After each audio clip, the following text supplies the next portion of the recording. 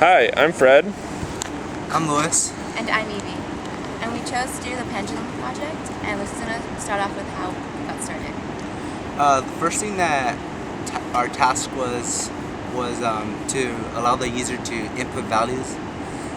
For instance, the mass, the length, and the angles. After we got the initial inputs, we were then given another task to plot it. I started off by defining where our pivot points were, and then from there I worked on defining where the center of masses would be located at.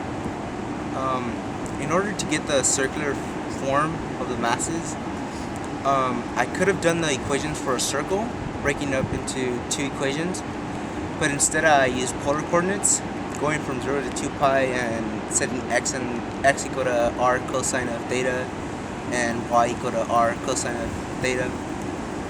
That way it just forms a circle. After I got both the pivot and the rod, I connected it with the line using the line function. And then finally, the most challenging was connecting the spring to both the center masses of both pendulums. However, we ended up finding a function that does that for us, so that wasn't so hard after that. And then it goes on to Evie and Chris. Okay. And then Chris and I had the task of Fred. our friend. He goes by Chris also, so just to clarify that, we don't have a fourth member, just Fred. But Fred and I worked on the differential equations part. So first we looked into Euler's method, but before we could even implement that into our code, we needed to solve the theta double dot and 1 and theta double dot 2, which was hard because neither of us were very familiar with the differential equations. So we all met up and tried to figure it out, but we didn't really get anything done. So we were like, okay, we need to go to TA office hours. So after many TA office hours, one day I think we spent like about 4 hours in TA office hours, and we were all just like tired and frustrated. And then finally, like Fred and I ended up figuring out towards the end, and then the next day we came back with the tools of what to do. And so once we were able to go from theta double dot to theta theta, we were then able to implement it into the Euler's method using code, which implementing it into the Euler's method and making a for loop was actually not that bad. It was Really easy. It was very easy. What was hard was the differential equations part. So once we got that put together, we passed it back to Louis so he can do the graphics part of the project. Yeah, that's beautiful. Yeah, pretty much. I just implemented my graphing or my plotting into their for loop. So each time it finds an angle, it then plots it, and then just keeps on doing it until the loop is done. Then the final task was just pretty much to create two vectors of both theta and theta 1 as times, which we did, and that's pretty much it. Yeah. Did you want to show the program real quick, and we can, and we'll call it good?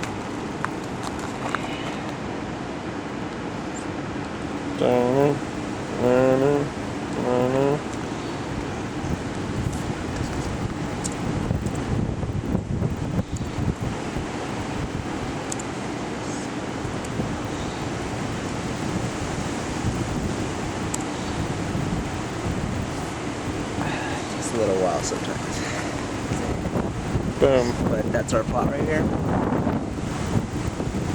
Let's go 5 seconds.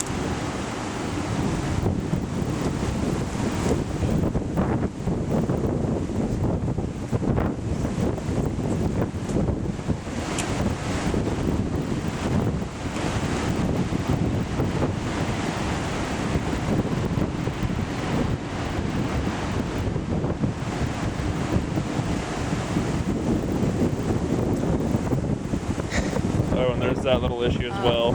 Okay, so in a program we ran into an issue. It runs for most numbers, but for when we put in very awkwardly large masses or Small K or like constant. short lengths, the balls tend to like work for a little and then they go haywire. They like just plot randomly and then it displays and the vector displays NA, which is not a number. And when we talked to our TA, he just said that sometimes there are issues with the parameters. Right. And also that, like, this is like just a basic simulation of a spring and balls with the spring constant on a on a string. And we didn't take into account like all the other things that can go into it. Plus, there's some regions where like the differentiation is not able to view values. So that's why we get a couple weird displays for like really weird masses and stuff like that.